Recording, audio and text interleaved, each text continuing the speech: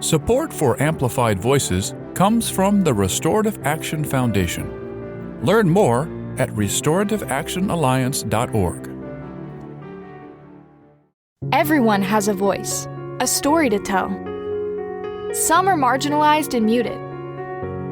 What if there were a way to amplify those stories? To have conversations with real people in real communities? A way to help them step into the power of their lived experience. Welcome to Amplified Voices, a podcast lifting the experiences of people and families impacted by the criminal legal system. Together, we can create positive change for everyone. Hello, and welcome to another episode of Amplified Voices. I'm your host, Jason, here with my co-host, Amber. Good morning, Amber. Good morning, Jason. Amber, today we have Laurie Jubelirer. Good morning, Laurie. Good morning to you both. Good morning, Laurie. Glad to be here. And Laurie, for the listeners, just share that I've known you for a very long time. So this is a treat to have you as a guest. And thank you for being here. And I will start with the same first question we always ask, which is, could you tell us a little bit about your life before entering the criminal legal system and what brought you into it? My father was a politician and a senator for 32 years. So that started when I was 11 years old, his campaigns. My grandfather was a judge. My uncle was a lawyer. So I grew up with it and with politics and trying to help people and do community service, good things for the community when I was young. And whenever someone asked me, what do I want to do? I always thought it was either a teacher or a lawyer. I wanted to teach and impact people and help. And then the lawyer was, I think it's innate inside me that I wanted to help people. And my father always says the three important words are make a difference. And that impacted me a lot. And that's what I do. And that's what gives me a lot of joy and satisfaction. Awesome. So you had an idea of what you were getting into. So you ended up going to law school and you fulfilled your dream. I did. When I went to law school, I picked Temple University primarily because I loved the idea of being a trial lawyer, a litigator, and they were known for that, to teach us how to try cases, to litigate. I was on the moot court and the mock trial team and had a lot of professors who taught me how to try a case, like practical experiences. And I also got an LLM, which is an advanced degree in trial advocacy after that, in 1995, like about 8 years after I graduated law school. Awesome. And so, Laurie, where are you from? Like what area of the country? I'm originally from Altoona, Pennsylvania, which is in the middle of the state of Pennsylvania. I would say it's a rural area. And when I was growing up, at some point, perhaps it was in high school, I decided I really wanted to leave and be in or near a city. And that's why I chose the University of Pennsylvania for college, because it had a beautiful campus and it was in a city. And I wanted more diversity and culture, different kinds of people and experiences. And that's why I left. And I didn't like the feeling of when I grew up that people were much the same and didn't understand people that were different from them. And I didn't want my children to grow up in that kind of atmosphere. So I stayed in Philadelphia. Once I went to college, I've stayed here. I've been here ever since. All right. In the big PA up there. Mm-hmm. So where did your career take you? During law school, I had an experience in the Philadelphia District Attorney's Office, which was my dream job back then. I loved being in court. I loved prosecuting. And at that point, it was seeking justice and doing good for the people in the Commonwealth. And so the summer experience after my second year of law school, I got to go in court and actually try and handle cases under supervision, but I handled them and I had victims and witnesses and judges and in the court like almost every day.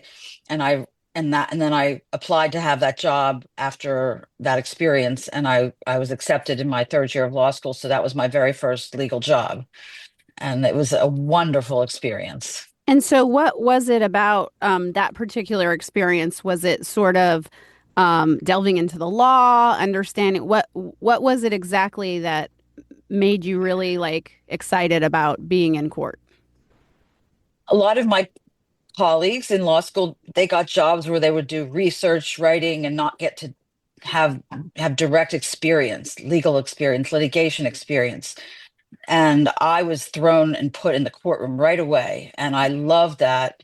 I love doing it. And it taught me how to be comfortable trying cases. Like I wasn't, a lot of lawyers are afraid to try cases, and it made me comfortable, like thinking on my feet, but fighting, arguing on my feet.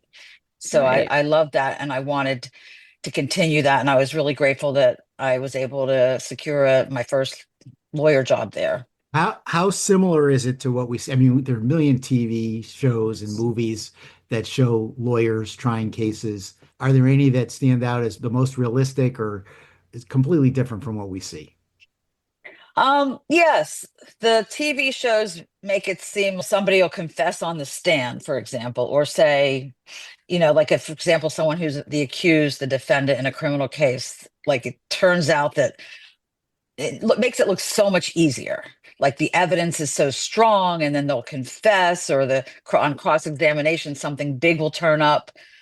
And it's not like that in reality. It's more complicated and complex.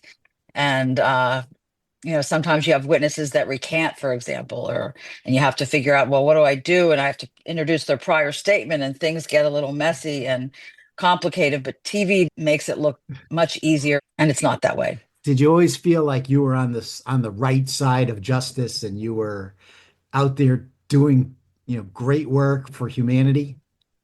Um, I did at the time that I was in the district attorney's office, but I can say with confidence that I feel more so now as a defense attorney, like way more so that I'm on the right side of justice, because I see a lot going on, and my clients are human beings now.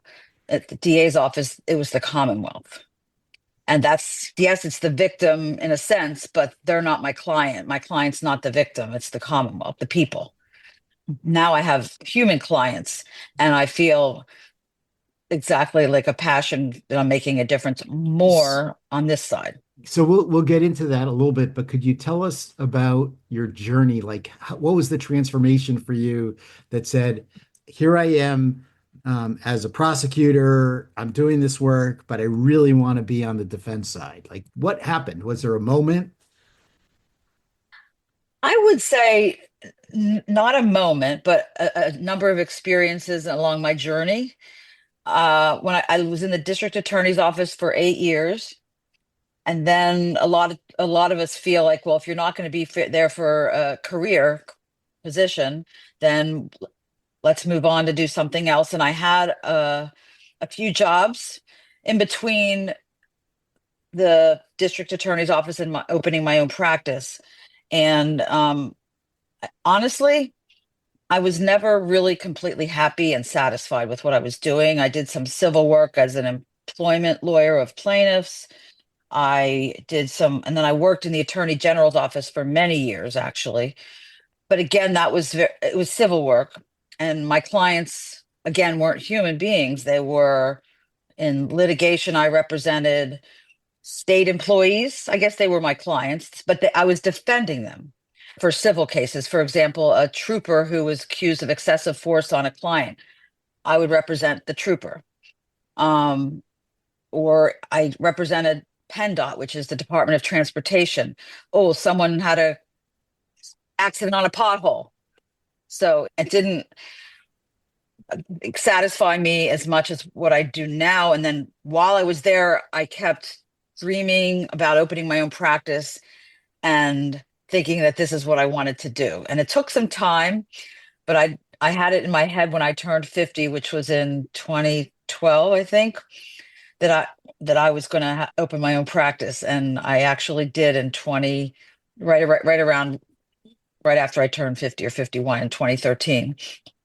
And I did it with no clients. And it was very hard in the beginning, but now I'm just exactly where I would have dreamed to be.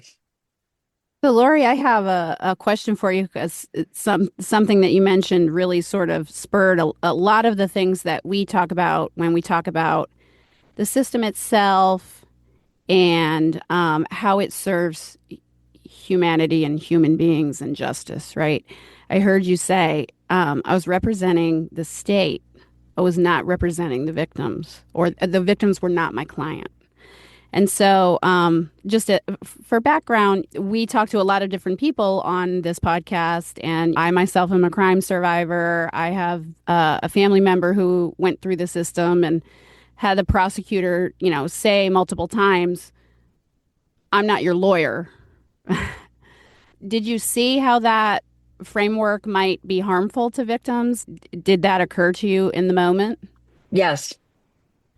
For example, I'll give an example. In a domestic violence case, let's say the victim, and oftentimes the victims were women.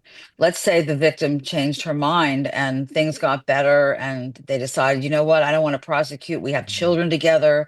I don't want my significant other going to jail. I'm comfortable, in the moment I called the police, but I don't want to prosecute anymore. And then the DA's office is like, it's not your choice. We're the Commonwealth. We're going to call you to testify whether you like it or not. And I don't know if the right word is, but I didn't like that experience. And it didn't seem that that was justice. Maybe there was some other solution that was better for both sides, all sides. And that's an example where the victim's like not Yeah. feeling like it, they're being forced and compelled to come to court on behalf of the Commonwealth, but it's not their choice. So you had to move forward, as a person in that role, you had to do your job, but you didn't feel good about it, sounds like. Yeah, it was really challenging. Yeah. Now, sometimes I understood that people were, for example, in a like a serious shooting case, for example, people were scared. They thought, oh my God, if I come in and testify, I'm going to get, retaliated against. So I understood that. In those cases, you kind of felt like, okay, I have to do the right things. I really believe with all the evidence here that this defendant is the shooter, and I have to bring in this witness, even though they're uncomfortable and even though they're recanting.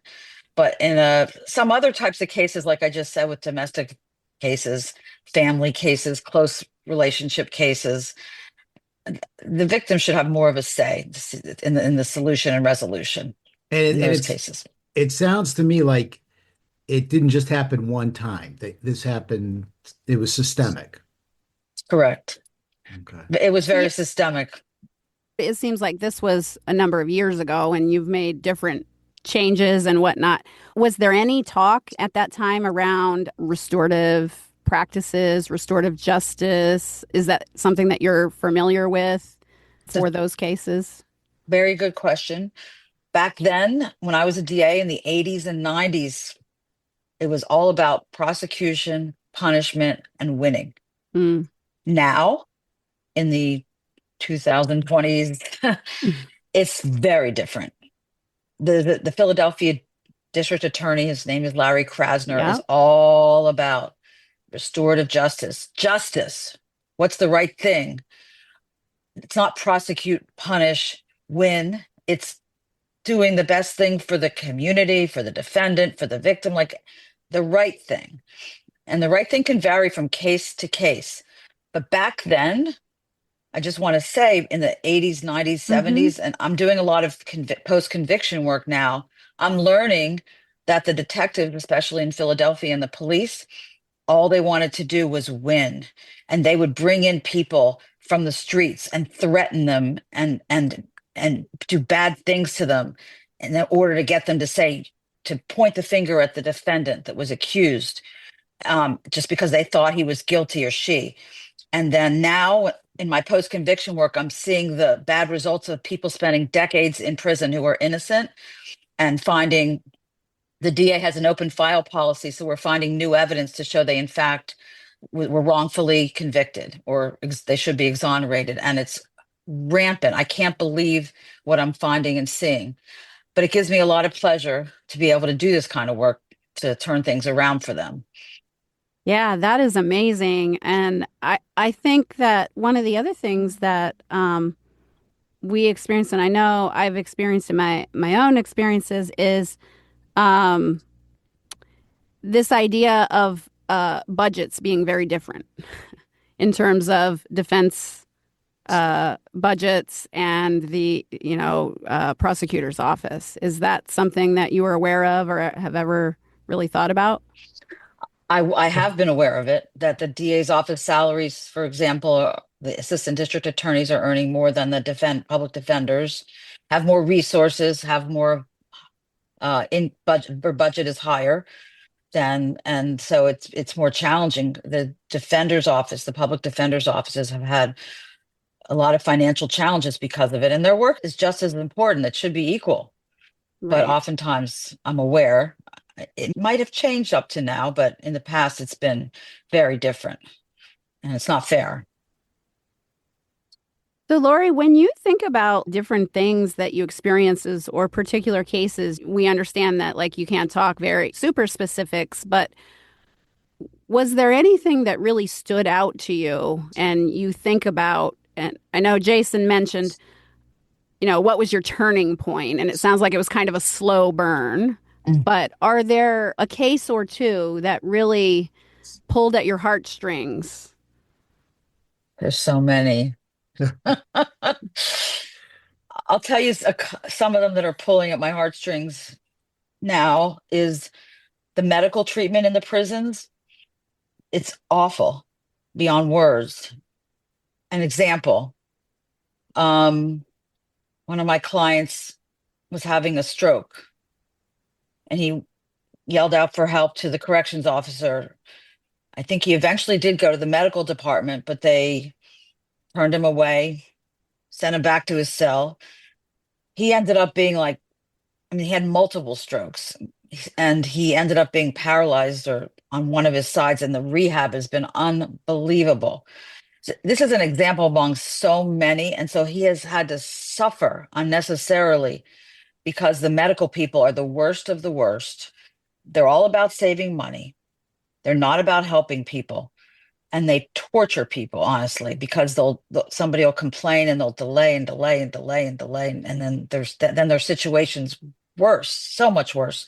And I do those kind of lawsuits, those are Mm-hmm. civil rights lawsuits. And unfortunately, it feels like I file them and I litigate them, but it doesn't seem to be making it. I wish it would be making a difference. And that's one of the things I want to figure out. How can I do that? And that's one of the things I want to tell my clients stories and let people hear the suffering. And maybe that will help.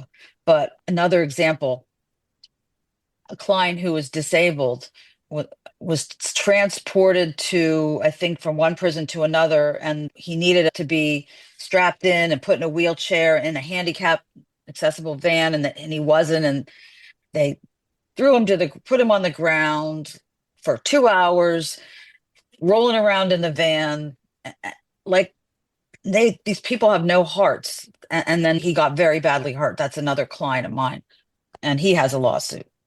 So I learn over and over from the phone calls and the communications with these clients about the corrections officers are mean and nasty and inhumane and like torturers. They don't care about the people in the prison. They care about their paycheck. And the same with the medical people. It's both. And those cases I hear over and over. And all of them are in Pennsylvania County and state prisons. And I want to be able to keep telling these stories because it needs to change. And people don't get any better. They get worse because they're tortured in there. They're not rehabilitated or they're not correctional facilities. I don't even know what to call them. They're just places of torture. It's interesting to me because when I pay attention to the stories that come out about prisons, it's usually the stories that tend to bubble up to the national level seem to be in the South. And Pennsylvania is not a state that I would think about as this is a horrible place to go if you're incarcerated. And you're painting a very different picture. There are some prisons that are better than others, but for the most part, like the one that's in my area is known for, I'm hearing over and over and over about clients that are being abused, neglected. There's one prison in the area, I don't know if you're familiar with the Scandinavian system, but there's a SCI, which means State Correctional Institution at Chester, has a portion of that prison that's called Little Scandinavia, and they're doing a lot of good. And that needs to be expanded. And I believe that their intentions are to expand it. So I have a little bit of hope that things are going to get better for some, not all. But the Scandinavian system, for those who don't know, it is more humane. The guards and the people they're on an equal level. How can I help you? They're more about helping, treating, supporting, educating. They give them more freedom. Their cells, I think they have a kitchen, they make their own meals, they work, they feel more pride in their lives, and they're not being punished necessarily. Yes, they are, because they're in jail, but they're getting better. They're being rehabilitated. They're being treated like humans. And I have a little bit of hope that things will change, but it's going to take a lot of work. And things in many Pennsylvania prisons are bad, Jason, like you said. Yeah, that's what I was going to say. They treat them like they're human beings, right? Like they're worthy of any type of dignity whatsoever. Wow, that's quite. I know that's more rare, and you get like, oh my God, like really? Like wow, yeah. Like it's usually the opposite. So when something goes right, which I don't usually hear about those because people are calling me for help, but it's still a pleasure to hear about a positive experience in a prison that made someone better. I mean, I think what I'm hearing from you is all centered in humanity, even like from the beginning, right? It was like I wanted to help people. And, I had this opportunity, and then you went, you saw, you did, right? And in the way that you were able to in that moment, you were helping people because it was about justice, right? And then as things went on, you saw some different things. One of the things that you were talking about the healthcare, I think one of the things that unfortunately happens, again, taking away the individuals who work in the system, who have been put into a culture that is a culture of dehumanization, right? So the corrections officers, maybe I'm a Pollyanna, but I don't believe that by and large, most people start out wanting to go in and torture people. I think a lot of police officers go into service for some of the same reasons that, like, you became a prosecutor. Like, people, I'm not saying all, there are some that in every profession, people go in for the wrong reasons. But then when you're there, and we've talked to mental health professionals who are working in the system that are like, I thought I was going to change it from the inside out, or things like that. I think one of the issues, or two issues, is what, I tend to see, and I want to ask your opinion on. One is the culture that is happening inside prisons. And two is this idea that we are putting people in permanent residential living situations without providing them with permanent preventative care, health care that is actual health care. We're basically putting them in this long-term situation, but giving them acute care. It's like, okay, rub some ibuprofen on it. Like, your arm is off, you're bleeding out, here's your ibuprofen. Take it out. So What are your thoughts on those concepts? It's true.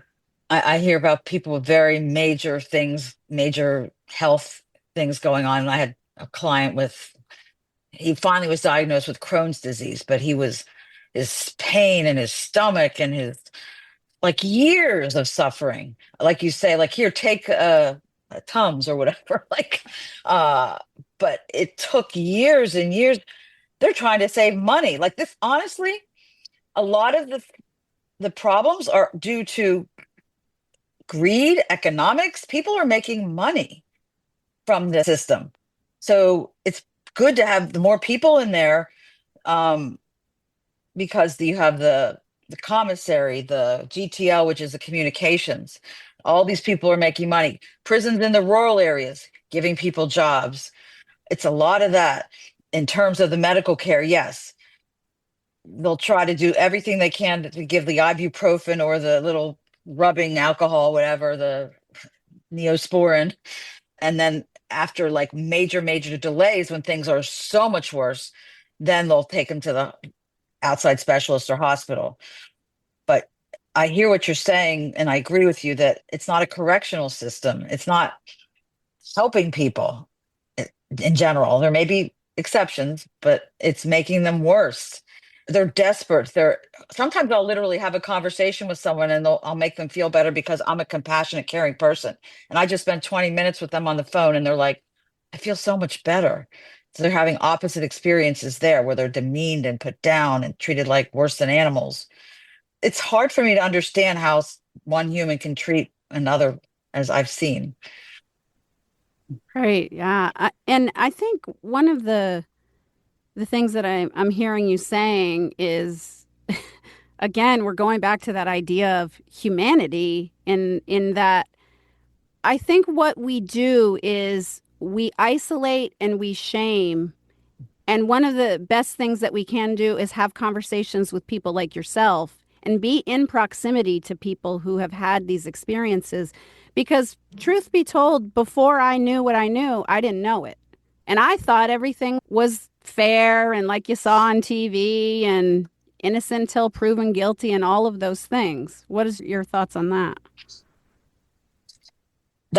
I agree with you. And that's one of the reasons why I do a lot of writing and I want to create awareness and hopefully some change. I feel like I might need to write a book and give it to the legislators and governors of stories of all these clients and let them see where our tax money's going. It's not, and if it were any other business or company, if all this money were going to this business or company and it wasn't working, why would you keep doing it the same way? Well, guess what? In the system of the government and the prisons, it's not helping. It's making people worse, but yet it's costing we taxpayers a lot of money, millions and millions and millions. Like, why is that? It makes no sense.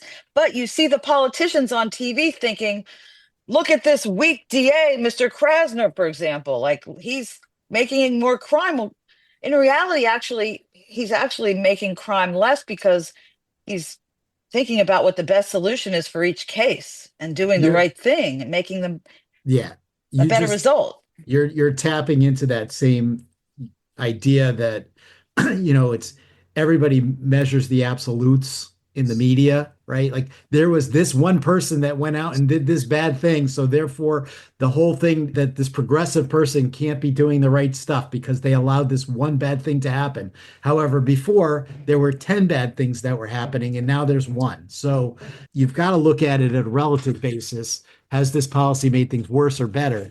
And we tend to look at the absolutes because you're never going to make crime go entirely away. Right. Correct. Yeah, correct. So, Yeah, and people talk a lot about like risk and things like this as if A, you can completely measure risk or tell the future as much as we just really want to, right? We all want to have a crystal ball. Humans are complex.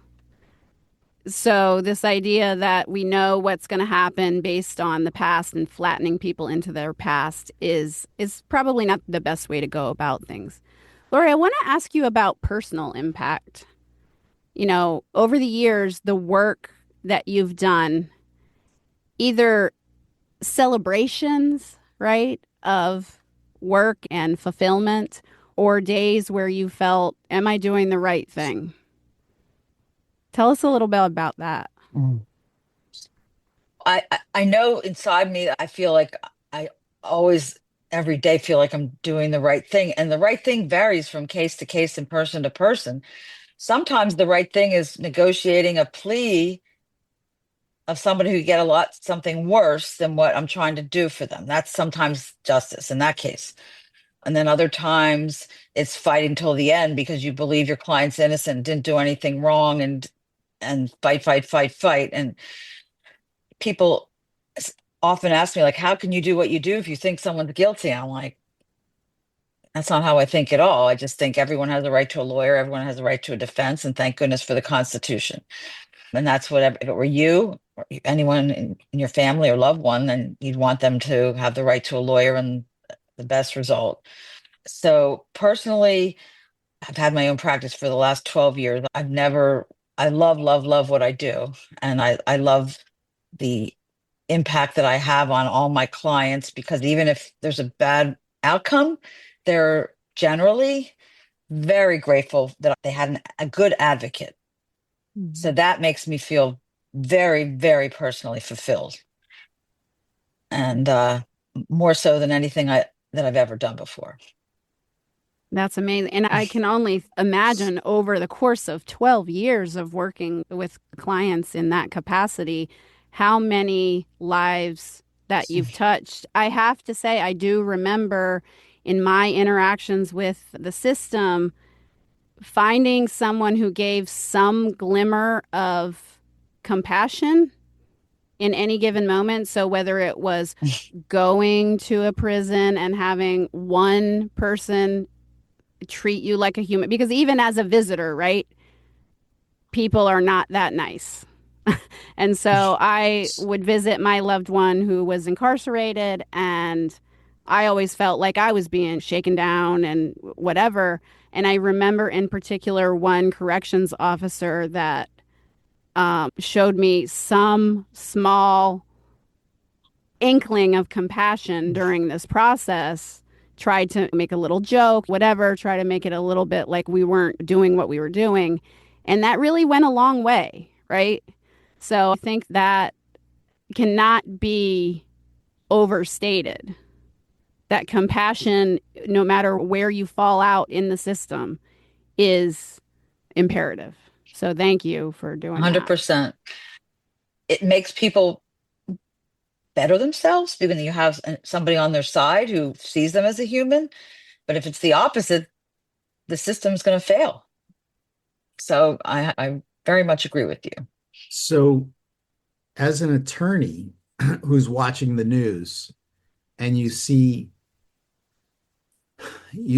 things happening where people are snatched off the street without due process and things like that, how are you reacting to what you're seeing in real time? My heart hurts so much. I just wrote something about this and I posted it on Facebook and LinkedIn because it's so disturbing. The gentleman, his name is Mr. Garcia in Maryland, is the example. I see all that I do for my clients, and I see that we get court hearings and we get due process. Even if I don't agree with the result, I'm getting a hearing. I'm getting to advocate for their client. The judge is making a decision. That's called due process. And the idea that our country can just take someone because they're an alleged immigrant and not even somebody necessarily with a criminal history, without any going in front of any judge, is absolutely outrageous. And beyond words that I can say. And I feel, and then I recently saw 2 judges that were arrested within the last couple of days for allegedly, quote, hiding an immigrant or something. I'm outraged beyond words. And I hope and pray that we have people in our country that continue to fight back against this. It's wrong. It's against our Constitution. One of the basic tenets of our Constitution is due process. We can't just say, oh, I don't like the color of your skin. I don't like where you were born. I don't like your religion. Therefore, you don't belong here, without a hearing, without proving anything that justifying their deportation. I've had clients who are not from this country, who are undocumented, accused of crimes, but they've had their hearings. And if they've been found guilty, they serve their time and then they get deported after seeing an immigration judge. It's all proper. I've never, ever seen anything like this. And it's frightening to me. It's frightening. We live by our Constitution and our 3 branches of government, and it's not happening. And it's very disturbing. I mean, Amber, to hear Laurie say that, like I have my feelings about it, but to hear it from somebody who's studied the law, been in the law, Yeah, I extensively. mean, I think you're exactly right. And it makes me think about something actually one of our previous guests said that I just felt was so profound. What we accept for others, we must also be willing to accept for ourselves.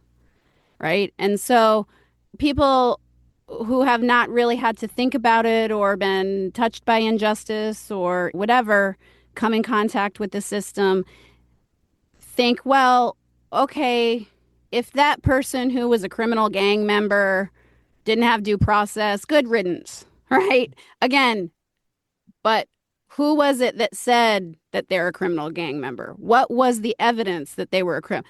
So this means, okay, I'm walking down the street and somebody walks up to me and says, Amber, you're a criminal gang member. Get in this van.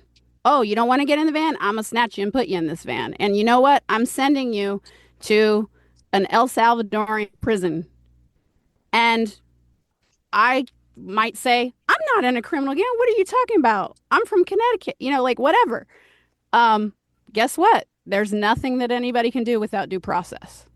So I think people really critically need to think about that, regardless of if it can be weaponized against people that you hate, it can be weaponized against you if the conditions were different. Period. End of story. Injustice for them is injustice for all of us. That's right. It could be us next. Yeah. They don't like my tattoo. Right. We need to. Every one of these are human beings. And the other scary thing is once they're in the El Salvador prison, they don't get the same rights that we have in our prisons. In our prisons, we still have the Constitution. If we're tortured, abused, neglected, once you leave the country, you don't have that anymore. It's awful. And who knows how long they're going to be there. They're not going to see a judge. It's frightening. Yeah, it is very frightening. And one of the things, though, I heard you mention the 3 branches of government. And I would argue that we have 4. One of them is the people. So I am very encouraged by the amount of people who are in the streets doing what they can do in whatever area of influence. Lawyers like yourself saying the things that you're saying, writing things on the internet, writing op-eds, different organizations in court fighting these things. I am feeling hopeful that we will hold the line. It does feel very terrifying, but I'm feeling very hopeful because of the amount of people that I have talked to, seen, been in interaction with that are like, wait a minute, this is not what we do. This is not America. Yeah, and the other thing, Laurie, we talk to people, Amber and I talk to people who have criminal records all the time. And we talk with people, and a lot of the people have sex convictions. So when there's such inflammatory talk about what are we going to do with these people, right? And these criminals and these people who have done these things, and the thought that they're going to expand it. And there are people, even it's one thing you're talking about people who are from other countries, which I think is horrible. But then you're talking about American citizens potentially being rounded up in the same way. We are in very dangerous times. Agree. And the language. I think it's all, and I think you said it, Jason, it's all bad. Like, if you are a human and you're being treated in this way, regardless of your immigration status, regardless of your citizenship, regardless of whatever, this is not the way that our Constitution allows people to be treated. This is not the fabric of America. And it's very scary. And I think that a lot of people, left and right, are realizing this. Which is good, because I think there has to be such a strong reaction that says this is not okay, because you've kind of flipped the switch that says it is okay. And a lot of people are out there like cheering it on. So it's not like everybody's cheering it on, but there's still 20-30% of the country that thinks this is okay. And that's not okay.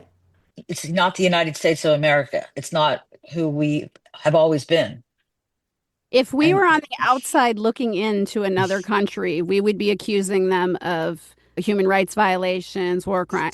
And to be fair, I need to say out loud, this is very, very visible, and people are like, whoa, this is horrible. But this has been happening in our country to certain populations forever and ever and ever. And so on one hand, while people are saying, this is horrible, this is injustice, people aren't getting due process, people are being treated unfairly. Let's not pretend. This is a good opportunity to discuss things like you mentioned. This Absolutely. idea that people aren't getting health care, they're not getting due process in rural areas where there is not as much oversight. Oversight into systems and accountability is the antidote to things operating under the radar, because if you can't see people and you don't see that they're being mistreated and they have no mechanism to speak out and no one to share what's happening, then what's to stop it? You have no voting rights. Who's going to stop it? That's what I always say. It's behind closed doors. No one sees what's going on in the prisons, for example, and their voices aren't being heard. So it's important. That's my passion and what I do is let their voices be heard. I want people to know what's going on. And like I say, I hope that it will bring about some change at some time, at some point. But it seems that people only get upset when it's them and their loved one. Oh, now I understand. But if it doesn't have anything to do with them, they seem, like you say, Amber, not to care. Do you think And the change that's required is incremental, or do you think it's transformational? I think because of we're going to have to do it one step at a time. I don't think it's going to happen in a big way all at once. I think we need to take little steps. And so people understand that how bad it is and that it's not okay to think that putting people in prison is going to solve crime. It's not, especially in prisons that make them worse. It's Yeah. not. You The know, money should be to help them. yeah. It's always funny when we talk about like sentence lengths, right? So one person might say, oh, they only got 5 years incarcerated. And my response is always like, could you try 1 day incarcerated before you say that only five? Like it could really have a negative impact on your whole life versus being something that's positive. So, what are your thoughts on sentence lengths? Especially in Pennsylvania. I can't speak for other states, but they're so there used to be mandatory sentences for certain things. A lot of them have been eliminated. But one of the things, I'll give you an example in Pennsylvania, and I'm hoping that it will change, is called felony murder and life sentences. Felony murder means if you and your friend, you and your cohort go and decide you're going to commit a robbery or steal something or anything, and the friend having nothing to do with you ends up killing them because you were involved in the felony, I guess the robbery, or you went to steal something from someone and you had no idea the friend was going to kill them, you could be found guilty of felony murder. And in Pennsylvania, right now, as we speak, it's a life sentence. And I have a lot of clients that have been in for decades for things that happened when they were kids, like 19 years old. They were adults, but they were kids.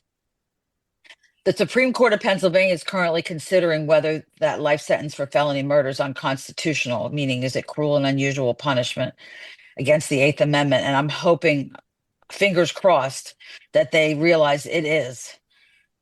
We call it death by incarceration. These life sentences are horrendous.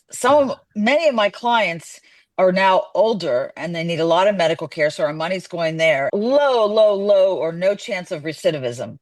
And they could do a lot of good out here. They could do a lot of good with the young people and the young generation and try to guide and help them. But I'm outraged by the sentences that I've seen and the prosecutors who don't realize, like Jason says, 5 years is a lot. Like, and some of these sentencing situations are huge. And Pennsylvania, we have guidelines and we're supposed to go by the guidelines. And we talked about this earlier about, they're all about like, if you do this, then you get that. So predictions that have nothing to do with each individual case. So if you have this, then you get that. Yeah. So you have to really yeah.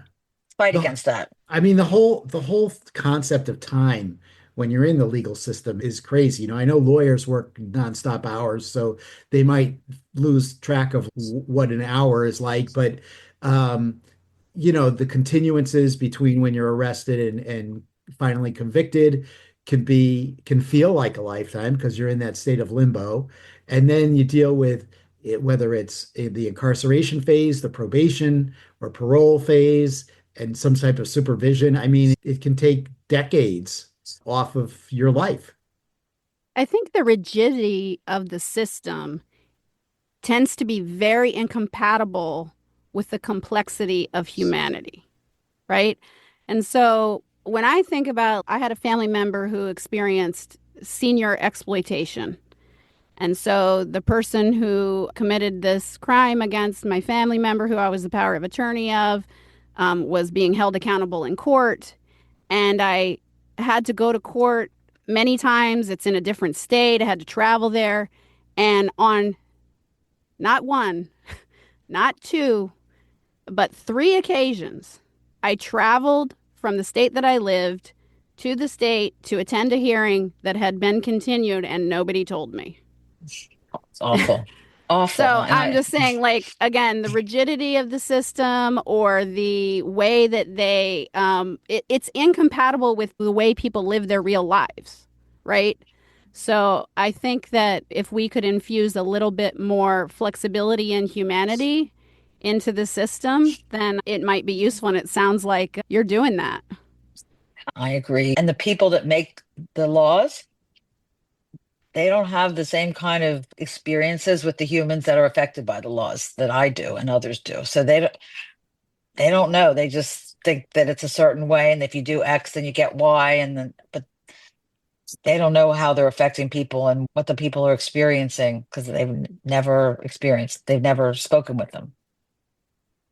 So let me ask, Laurie, you've been working in the field a long time, first as a prosecutor, then on the defense side, in your own practice. You have a lot of experience. You've talked about that today.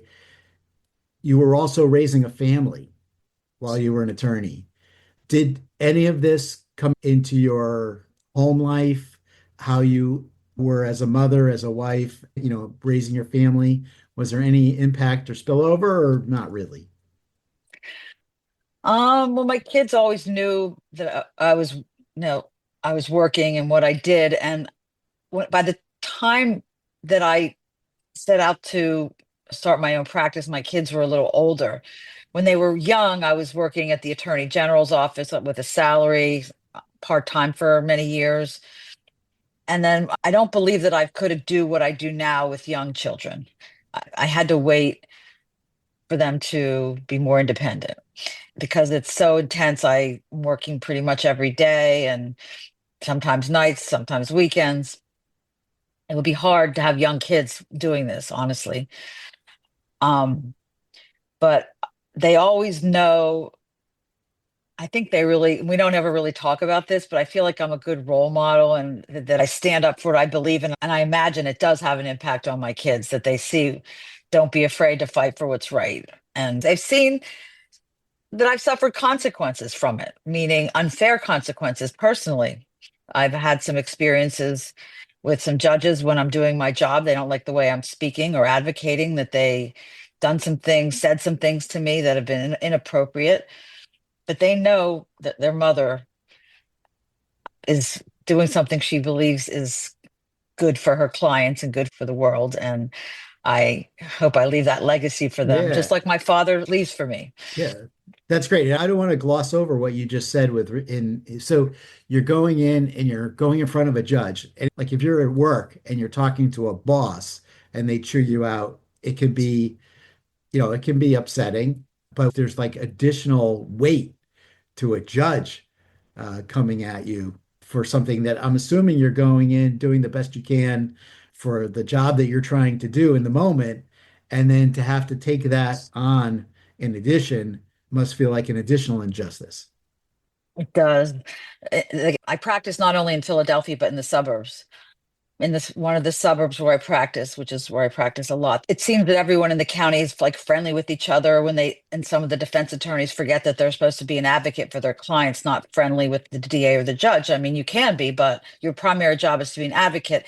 And I've gotten a lot of bad responses from DAs and judges, both, like really inappropriate responses. One of them didn't like the way I was speaking. Quiet down, settle down, lower your voice. This is a older male white judge. Shocker. Yeah, that was my impression. I was thinking this was definitely a white man. The first time I didn't know what to say. And then I started saying, I'm not going to quiet down. This is my job. I am an advocate for my client and I will continue to speak as I'm speaking, something to that effect. He quieted down, but he always had it out for me, that judge, and didn't treat me very well or my clients very well. And I always thought they were retaliating against me for But just doing my job. that takes guts to do. So good for you, right? I mean, I'm sure, like you said, the first time it happened, it's got to be that shocking. But to be able to stand there and say, I'm confident enough in who I am and what I'm doing. So quiet down yourself, right? Like, no, back at you. What I want to know, because you've been practicing law for a long time, right? I cannot 37 years. I cannot imagine as a woman attorney that this has not been the story since the beginning. What is your response to that? We'll be honest, in the criminal defense field, when I come into court, I look around and there are, in the private sector, meaning private attorneys such as myself, there are very few women that do what I do. More than would be DAs or public defenders where they have salaries. It has been a tough road, especially like the male judge I just told you about was someone I'm remembering, and it's been other ones too on the journey. I'm just remembering specifically because it was so blatant. And then I was proud of myself and the way I learned to handle him. And it made me feel so good because when someone says something that you're not expecting, sometimes you don't know what to say back. But he did it to me 3 or 4 times. And after the first or second time, I just stood right up proudly and it made me feel like great. Like that was a good, perfectly respectful response that he was out of line and he shouldn't tell me to quiet down because it was just when I raised my voice and I was arguing for my client, like, why would I quiet down? I'm just being an advocate. And if I was a man, It would he be wasn't. completely fine. Exactly. I You would totally felt be that. passionate, not loud. Exactly. Right. Yes. All Yes. right. That's great. So we're getting towards the end of our time. I want to make sure we cover a few things before we finish. You talked about sharing your knowledge with others through your writing, right? And what that triggered for me was that you should be out there training people and sharing your expertise, as you talked about being a woman attorney and forging that path because there's a lot of female attorneys now, right, in the world that could learn from your experience. What are the different ways that people can learn from you, Laurie Jubelirer, right, today? How do they access your writing? I just started a column with our legal intelligencer. It's a quarterly column that I write. It's called In Pursuit of Justice. And so it's different. One of them was about like a client who has mental health issues in the system, people with mental health issues. One of them had to do with the prison, like I said, about comparing Scandinavian prisons to our prisons, all things in the criminal justice system. I always repost it in like my social media. I want to keep trying to find opportunities such as today with podcasts. One of my also goals and plans is to start my own podcast. And I'm going to need some help because of my time. And there's a college student that's going to start working with me next month. So I'm hoping that she can help me get it off the ground and take charge of it. And just telling clients stories. And that's one of my goals. And then another goal from that would be to write a book about it. And then really just as much as I can, at least today we have social media, just get it out there as much as I can. And I really think I need to get it to the legislators in our state because that's who needs to make change and be aware of the laws that they pass and the impact that it has. So that's one of the things I want to be able to do in my future time. So I love all of those things. That sounds so exciting. And I am looking forward to hearing about particularly the podcast. We're podcast people. We love to support and uplift other podcasters and, of course, people who've been impacted. One of the things that comes to mind to me that is one of the often used techniques in advocacy organizations is working with people who are incarcerated provide them with opportunities, or people in reentry, provide them with opportunities to have a platform to have their stories told to legislators. So, for instance, in Connecticut, there's a wonderful organization called Stop Solitary. And they worked with interns and attorneys to go into prisons and talk to people about something pertaining to a particular legislation, and then had people go to the legislature and read those stories. So that's one way that might be pretty accessible, and a great way that you might be able to get involved with some advocacy organizations that could help uplift what's happening to your client. I love that. I love that idea. It's great. It's what we need to do. Amber, do you want to ask your last question? Yes, Laurie, I usually ask a similar last question, just like Jason asked our first question.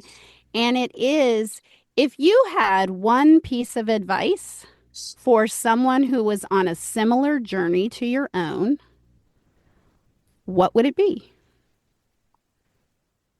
Take a risk, be true to yourself, follow your heart, and do something meaningful and make a difference. Don't be afraid. When I first started in 2013, I had no clients, nothing. It was scary that I persisted and I did it. And the feeling that I have now of what I've accomplished and what I will continue to accomplish is wonderful. And I just would say to someone, do meaningful work and enjoy what you do and make a difference. I love that. Thank you so much, Laurie. Wow. Mic drop. Yeah, there's not much more to say other than thank you so much for being with us today and sharing parts of your journey. I'm sure, as we had talked about before we even spoke here on the podcast, is, we could probably spend a month talking about your experiences and comparing to some of the stuff that we've both been through. And so it's great. Maybe when you have your podcast, you can have us on yours, and that'd be amazing. And thank you for being here. Thank you so much. I really enjoyed our conversation. Until next time, Amber. We'll see you next time. You've been listening to Amplified Voices, a podcast lifting the experiences of people and families impacted by the criminal legal system. For more information, episodes, and podcast notes, visit amplifiedvoices.show.